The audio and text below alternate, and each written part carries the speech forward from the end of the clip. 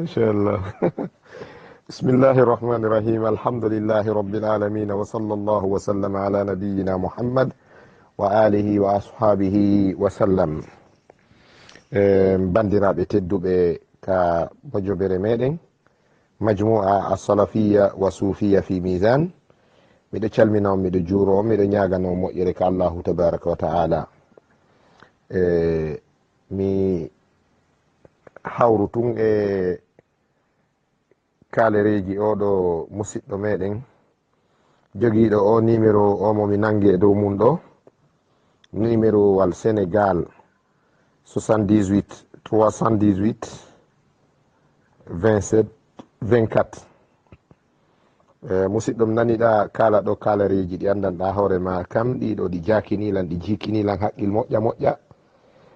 Sabu am kam mi anda ko honto tippuɗa, mi anda homto jannguɗa, kono gandal ma kan bukkol totiru hino fota juutude. Sabu mi naniɗa jiiɓa ɗo ayeje qur'ana hiɗa bonna mase, hiɗa fuɗɗo ayawal tawa andaka ngal darorta, hiɗa wola arabu nde andanɗa hoore ma si arabe ɓe nani ɗum hoore maɓɓe musayɓe, wontira ɓe nawnare ɗum wonay caɗele e dow miijoji maɓɓe, fondoji maɓɓe. am kan ko ɓurma moƴƴande ko a sukut, am kan ko ɓurma moƴƴande ko a sumtu. annabi sallallah sallam maaki faman kana yuminu billahi wal yawmil akhiri falyaqul khayran aw liyasmut. si a ala ko wowla ko moƴƴi haray deƴƴu fanku. mi namti kadi e nder kalareji ma ɗo hiɗa kala fi ibnu taymiyata rahimahullahu ta'ala, oɗo cheikhul islam al-alimu al-allama zahid taqiyuddin. eɗa yewta fimo a anda. mi nani hiɗa kala ɗo wonde ibnu taymiya o jaggi sahabaɓe nelaɗo wano abdullah ibnu umar, wano abu musa al ansari, ni abu ayyub al ansari, wonde ibnu taymiya jaggi ɓeɗo fo o wi ɓe waɗi shirku, o wi ɓeɗo fo ɓe waɗi shirku, ɓeɗo ko shirkoɓe. iyazan billah. musidɗo julɗo tedduɗo, ko honto ammarɗa ka yi'uɗa ɗum ka windi? si tawi ko gonga kaluɗa, addan men deftere ka ibnu taymiya wi ɗum. so tawi ko fenade kaluɗa, ɓayle ko fenade kaluɗa, tuubu ruttoɗa ka Allah insinoɗa. alayka bil istighfari wa tawba. insinagol e tubugol ɗum kan waɗɗike dande maɗa, sabu a toñi cheikhul islam ibnu taymiya. sindo hiɗa anduno defte ibnu taymiya, a ɗaɓɓayno goɗɗum go ko kala e dow makko. a kaaliɗo kadi haala e wonde ibnu taymiya oɗo wacci sunna annabijo o jombari. eyi noon ko non woniri ibnu taymiya jombari. ene a faala noon wi'ude nelaɓe e annabaɓe arɓe ɓen ka leydi ɗo ɓe jombari ɓen kadi waɗi ko boni. nabiyullahi isa alayhi salatu wassalam, almasihu isa bnu maryam alayhim assalatu wassalam, annabi isa jombari ceerno. yunus bun matta o jombano, annabi yunus olle ko duuɓi temeɗɗe mayri. ɗum kan hiɗa duwa andude ɗum. hiɗa wawina yetade ɓiɗɗo annabi yusuf no wiyete yusuf alayhi salam. accu kalugol konko alana gandal.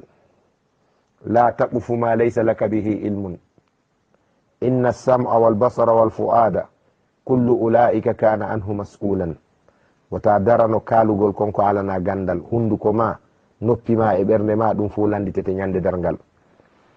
annabaɓe e nelaɓe ari ka leydi ɗo ɓe maayi ɓe jombari. si a kaali fi ibnu taymiya yehi kaso, annabi yusuf ko duuɓi jel waɗi kaso, oɗo ko annabajo. allah tabaraka wa taala wi wa labisa fi sijni bid'a sinin. eɗa andi ko yete bid'u no gasa. annabi yusuf alayhi salatu wassalam ko woni a sijjinul akbar, kasala mokojo, kasaɗo kaso ɓurɗo mawnude on. a faamide yewtere. annabi yunus bun matta o waɗari kaso e reedu lingil, annabaɓe yehi kaso. annabi nuhu piyaka, annabi nuhu barminaka, annabi zakariya e annabi yahya ɓe fof na annabaɓe alayhimu salatu wassalam, ɓe fof na piyaɓe wara. allah tabaraka wa taala wi awa kullama jaakum bima la tahwa anfusukum fa fariqan kazzabtum wa fariqan taktulun. ene ɓeɗo alyahudu ɓe warano annabaɓe a fala wiide ɓen annabaɓe ɗon hari kelɗa e ɓenne laaɓe accu alana gandal ko wonɗa kalude siɗɗo. ceerno haray nden yewtere ma mi aranima han ɗum am a kaali wonde ibnu taymiyata o jaggi abdoullah ibnu oumar as-sahabi al-jalil o jaggi abou ayyub al-ansari o wi ɓeɗo waɗi shirku.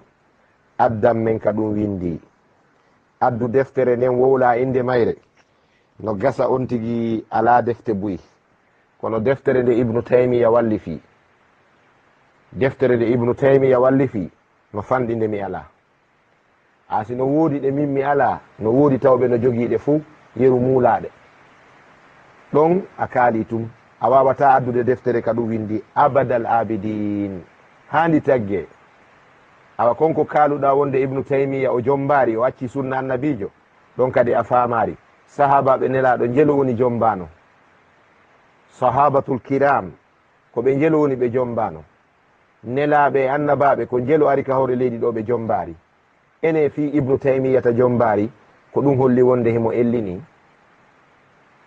ka a jangari ka fiqhu wonde dewgal jombugol ka islam no mari ñawoje nayyi no mari ñawore waɗɗagol min babil wujub ka tata ko obligatoire jombugol on neɗɗo no woodi tawowo no harmani ɗum jombugol fannikahu alayhi haram no woodi tawowo hino yiɗana jombugol no woodi kadi tawowo on no añana jombugol joni noon hiɗa andi ko catégorie hombo e ɗiɗo nayyi ibnu taymiya wonno ɗo a naati e gundo bani adam a naati e wiƴƴagol allah tabaraka wa taala wi wala tajassasu wala yaghtab ba'dukum ba'da ayuhibbu ahdukum an yakula lahma akhihi maytan fakarihtumuhu ɗo a naati e ñoore a naati e wiƴƴagol ɗo irtakabta kabiratan min alkabairi a naati e bakkatu jeeyaɗo e bakkatuji mawɗi awa so tawi ko wiɗa ibnu taymiya konko bonɗo ko ɗum o luttiri ka kaso ko ɗum o yahiri kaso annabaɓe yeehi kaso sahabaɓe nadama kaso abdoullahi bun husafatu sahmi ko duuɓi jelo waɗi kaso ammaru bun yasir waɗari kaso bilal bun rabaha waɗari kaso an a famari yo allah andine haray mi haɗanima ɗon ɗe lande ɗo ɗi halhalji ɗo ɗaɓɓandi jabagol nani jababuye yarli haray an on mi accane ɗo taw mi artoye e maɗa inchallahu.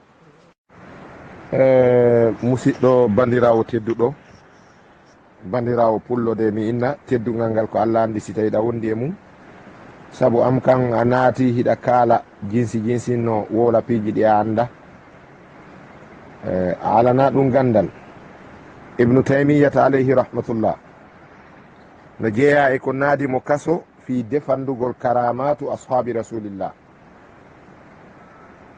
no jeeya e ko naadi ibnu taymiyata kaso addifa'u an karamat ashabi rasulillahi sallllahu alayhi wa sallam siki no jeeya e cause ji naaduɗo ibnu taymiyata ɗin kaso ko o darino kon himo defanda teddule ɓeɗo sahabaɓe nelaɗo ridwanullahi alayhim an a famari ko homɓe naɓuno ibnu taymiya kalamu ko homɓe fenuno e hoore ibnu taymiya ko homɓe yawno waɗi complot monti complot e hoore ibnu taymiyata alayhi rahmatullah ko babiraɓe mon onon ajdadukum ko suufiyankoɓe zamanu makko yahuno ɓilimo ka laamu bonnimo inde ukkidirimo e laamu ngu tawi hiɓe wondi e honɗum hiɓe wallodiri kamɓe e shiyaɓe ɓen ko ɗum waɗi imamu najami no maka halaka nifaqu wa ra'suhu lakinnahu wajada al isa'ata bitashayyu'i saniya sa ndaari deftere imam Hussein ibnu Ahmed an-Najami ko nin o yewtiri e deftere makko no wiye amaimul ifkil jadid halaka nifaqu wa ra'suhu lakinnahu wajada al isa'ata bitashayyu'i saniya suufiyagal hari ɗum koko gayni mayude kono naafiqaaku tawi lanni fayda kono suufiyagal ngal heɓi ballo ko wallito ɗum e bange yimɓe shi'a ɓe ko shi'a saba'iyankoɓe ɓen e suufiyankoɓe ɓen halduno yoɓe ɓilu ibnu taymiya ɓe naɓa mo kalamu ɓe foni e hoore ibnu taymiya wonde o yenni annabi isa ɓe feni e makko wonde o yenni seydna aliya ɓe feni e makko wonde himo yeddi woodede waliyaɓe ɓe feni e makko wonde o wi'i allah no waywa goɗɗum ɓe feni ɓe yehi kalamu lanɗo adiɗo ñawde on hakkude ibnu taymiya e maɓɓe o liberuno ibnu taymiya o raɗi ɓeya suufiyankoɓe ɓen e shi'aɓe ɓen sabayiyankoɓe ɓen o wi yoɓe yaltanmo e leydi dimashka ko fenoɓe ko waddidiroɓe après ɓe yiido e gouverneur on faami ɓe yiidoy e gouverneur lanɗo mawɗo on waɗi décret itti on ñawowo ɗon o addoye ñawowo bandijo yeenaɗo okkoraɗo jawdi ko on kon dani cheikhul islam ibnu taymiya ɗum no anda si ceernoɓe ma ɓen suuɗima ɗum yahu landoɗaɓe landoɓe moƴƴa koɓe fenuno e hoore ibnu taymiyata kon alayhi rahmatullahi kon fof o firtuno o darino ka mahkam ka justice ka tribunal ka o ñawa ɗon o yimi ɗon gimɗi ɗi cuuɗi 16 ko ɗin wiyete laamiyatu ibnu taymiyata o defandi o wi lanɗo ɓay ɓe wi'i wonde mi hoyni sahaba ɓen accumi yeeto ma ko honɗum mi fiɓe fiɓe sahabaɓe nelaɗo ma hiya aqidati tijaha ashabi rasulillah o waɗi gimɗi onon hiɗon majja ibnu taymiya no maka hubbu sahabati kullihim li madhabu wa mawaddatu lqurba biha atawassalu likullihim qadrun ala wa fadailu lakinnama siddiqu minhum afdalu hubbu sahabati kullihim li madhabun yiɗugol sahaba ɓen ɓe fo e maɓɓe min ko ɗum ko madhabu an noon wa mawaddatu lqurba biha atawassalu yiɗugol siɓɓe nelaɗo ɓen alu bayti nabi sa sallam yiɗugol ɓengure nelaɗo nden ɗum min miɗo waɗira ɗum tawassul miɗo yottoro ɗum faade ka allah tabaraka wa taala li kullihim qadrun ala wa fadailu sahabaɓe nelaɗo ɓen yiɓɓe nelaɗo ɓen siɓɓe makko ɓen ka nder suudu yimɓe makko ɓen ka nder dingira makko no wodanimo be e maɓɓe ɓural no wodanimo be e maɓɓe ɓural ngal on ɗon o hertori o maaki lakinnama siddiqu kono noon aboubacre minhum e maɓɓe ɓe fof e maɓɓe afdalu kanko ɓuri teddude yani kanko woni afdalul ummati bada nabiyiha ɓurɗo teddude e mofte ɗen ɓaawo annabajo on ko honno wowluɗo sifa ɗum ɗo windi sifa ɗum ɗo janni sifa ɗum ɗo accani mofte islam ɗen sifa ɗum ɗo ko honno darito ɗon daroto ɗon fenon e hoore on wiyon on o hefirɗini sahabaɓe nelaɗo ridwanullahi alayhim onon on hulata allah wallahi suufiyagal ko shibhul kufri onon ko wonɗon e mum no nande e keferaku wallahi iɗon hani rentade an a nervinilan wallahi an o neɗɗo momi nangi numéro mum ɗo an a nervinilan an min mi falano ka fewn ɗo seytinande pullo kono an a gerimi seytini an a anda ko kalete wallahi min so yi o majmoa ɗo du lewru ɗo fof mi natari nder ga miɗo yurma ko heɓi fulɓe musidɓe meɗen ɓen comme mali miɗo nawni no musinilam ɓandu musinilam ɓernde mi ala doole komi ittira on mone kono an kadi a naati hande a muynitilan ɗa wawi wiwde cheikhul islam ibnu taymiya no wooli sifa ɗin kaalereji on meeɗa kaalude sifa konko wolɗa ɗon yahu kadi ka duɗal ka jannguɗa ɗon landoɗa ceerno ma suufiyankoru ndun dajjaluru ndun yaw landoɗa ndu yo ndu yeetoma ndun tahuturu ma yeetinduma ɗum yaw kalanandu wonde goɗɗo wi ɗum ko fenande o wi addu deftere ka ɗum windi ndara seye ka ɗum windi wassalamu aleykum wa rahmatullah assalamu aleykum wa rahmatullah wa barakatuhu bandirawo julɗo musidɗo joguiɗo numéro 77 071 08 41 mi heeɗike kalareji ma an ko a pullo moƴƴo an ko kalata hino feewi am kan hiɗa andi ko hana kalede sabu an ko yiɗuɗa ko yo qur'ana e sunna feeñu. amma ɓe yimɓe ɓe wonduɗen suufiyankoɓe ɓe ko faala ko bidiyaji maɓɓe shirkuji maɓɓe e karamat mabniya alal batili wal butlan, ɗe teddule maɓɓe mahiɗe e hoore penale e hoore mere ko ɗe ɓe faala yo wuuru. kono noon Allah tabaraka wa taala o fodi gonga on o foolay jaa alhaqu wa zahaqa albatilu inna albatila kana zahuqan. gonga ari mere yahay sabu mere kam ɗum ko yahay ɗum. a jarama mi weltanike ma moƴƴa yo Allah weltanoma. suufiyankojo go naati nder ga o kaali e dow photo ma profil o wonde ko photo tijjaniyankoɓe mayuɓe ala tariqati tijjaniya matu alal fasadi wal jahali matu alal bid'ati wal inhiraf. ɓeɗo ko mayɓe hoore majjere mayi hoore bidiyaji woni ko waɗɗa photo mum ɗo ka profil maɗa ya ittu ko gonga makko. ana uwafiquhu fi dhalik, bimmiɗo tawtimo ittu ɗum change o photo profil. sina hara ko mawɓe ma ni, hara ko baba en ma soro ma, haray mi salaki. ɓeɗo karamakoji eɗa andi gila e ahmad tijjani, gila taw e mouhammadul bicri, ado mouhammadul bicri ma ɓawo mouhammadul bicri. mouhammadul bicri o winduɗo salatul fatihi, o feni hoore Allah o wi Allah jonnimo ɗum ko wahayu. on yaafoto ndiyanno saƴude Konakiri gani fewdo ɗo, ndiyanno saƴude nin ko ɗum wonɗon nande ka hoore tolje, ko ɗum woni tappude cuuɗi ɗin nin. haray wenen nga alhamdulillah, yo Allah waɗu barke e ndiyan ɗam hiɗan saƴude. mouhammadul bicri ɓay o windi salatul fatihi kon ɗum o wi atani biha malakun, ko malaikajo addanilan salatul fatihi. mouhammadul bicri o